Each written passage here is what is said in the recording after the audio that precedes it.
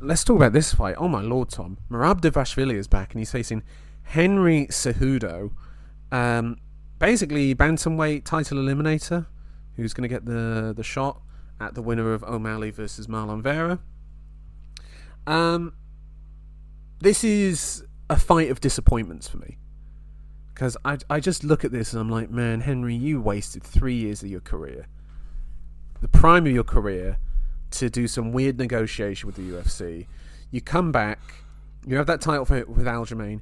You're not looking great those first 2 rounds, and then rounds 3, 4, 5, you up it a bit, getting a bit more into the fight. And it's like, man, if you'd just taken a warm-up fight, or if you had done anything, you could have won that fight. But you Some didn't. people say you did.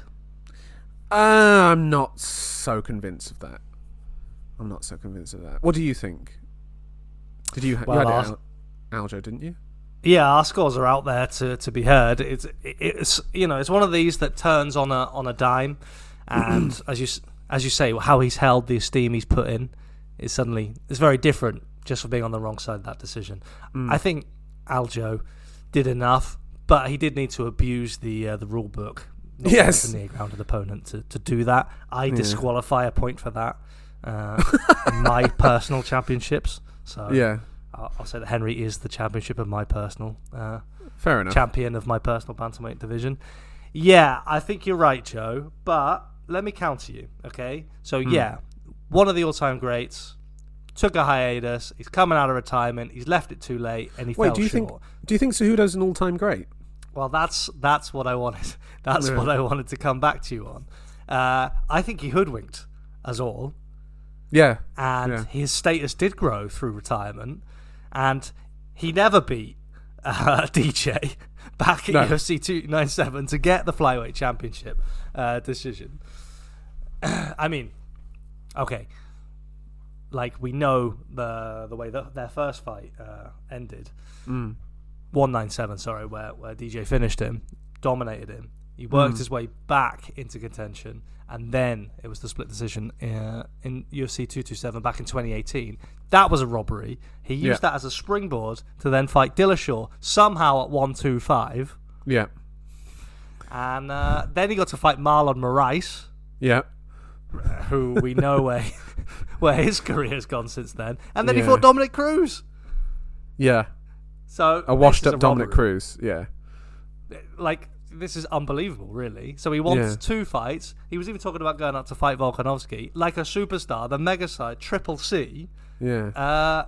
Yeah, I think that's a great act of sleight of hand, and I have to say, maybe he mastered the game, Joe. Maybe, but then also, if you left all that money on the table, did you really master the game? Like, did you really get the most out of this that you could have? Because, well, yeah, because he puts it in these championship terms, you know, like that's how he frames himself, as the ultimate combat athlete. That's what they were trying to sell us on, right? So if he comes back again out of retirement to fight Sterling, you know, the reigning champ, established champ, beats him again, like, you know, gets his belt back again, then you're having a hard time arguing against this this narrative that Henry has built for himself. You see what I'm saying? No, I mean, I'm big on, like, context with these things. So they go like, oh, look at all these people he'd beat. And it's just like, yeah, he didn't beat Dominic Cruz at his best. He beat Dillashaw, as you say, using EPO to make sure he could make the flyweight limit. Marlon Moraes, who had these flaws his whole career but never had them exposed. So, yeah, fair play for him on doing that. Nearly got blown away in the first round against Moraes. We should also mention that. True.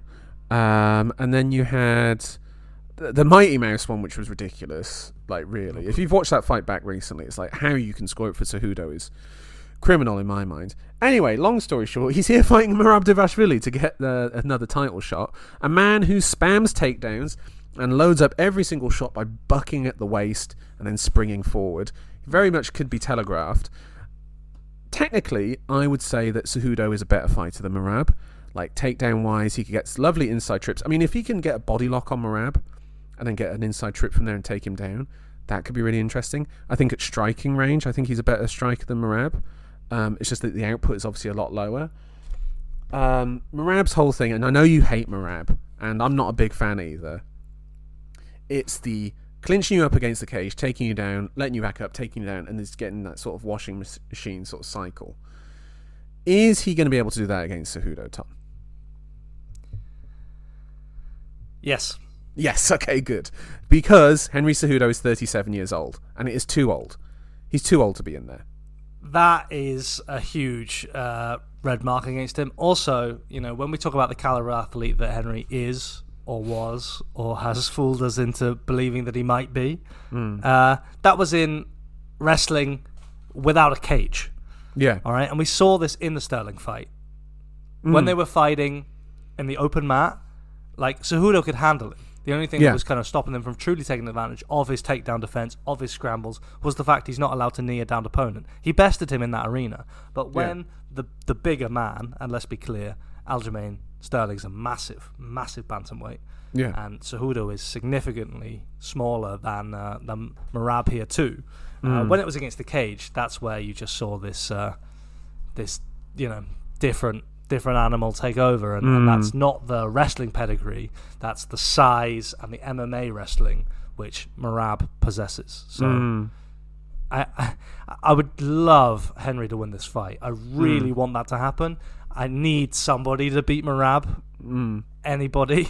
We need like a concerted effort now. All nations should band together and stop this monstrosity from going any further forward. It's what he did to Petr Yan is just very sad, very upsetting for and Jose Aldo. Sport. But I thought, I'm ready to give Aldo the win in that fight. Because he did so little. Yeah, exactly. Okay, if you take a dominant position, obviously if you've got somebody's back, that's something different. But if you just hold them against the cage and get nothing off, and they're stomping on your feet and they're ripping the odd hook to your body, it's equal to me. You haven't neutralized them. You haven't taken them down. And Aldo did enough when it was open, when they were striking, for me. I need to rewatch that fight. I need to rewatch it just to see. Yes. Yeah, that might be worth before we do the review of this one, just to see if we can actually fraud check Merab even further. Look, I need to. Yeah, there is one fight I want to talk about with Merab. Cody Stamann. Okay. Cody Stamann. So we're going 4 fights back. Merab, fortunately at that time, despite being on a 5-fight tear, he was still confined to the nether regions of the cards, which was much better for everybody. But he fought Cody Stamann, who's not good. Not good. He's limited. Fighter. He's very limited, but he is juicy and willing. Yeah. And it wasn't straight. It wasn't all bed of roses for Stamann. Somebody who could really engage with him, who could match him for power, scramble with him. It was a messy fight. Merab was able to get out on top, but it wasn't. He didn't steamroll him in the way that he did Petr Yan. Fair enough. I'm picking Merab to win by decision. I hate it. Joe. It's wrong, and I feel dirty, but I have to. I have to look at the facts here, and that is that Merab, he should be fighting for the title. Cejudo's 37, man. It's too old at bantamweight. It's too old. It really is. Would you have preferred him to hang it up after losing to Sterling there? Yeah. I think so. I don't even know, by the way, if Merab wins this, if he's going to get a title shot still. Because, I don't know. If he has a boring win over Cejudo, Dana could still shit on him. Well, there's no fun way he can win this fight, is there? I don't know. Can he finish him? I don't think so. Right. I don't know. Joe, in his entire career in the UFC, he has one finish. And that was against a man who gets finished by a strong breeze. Marlon Moraes.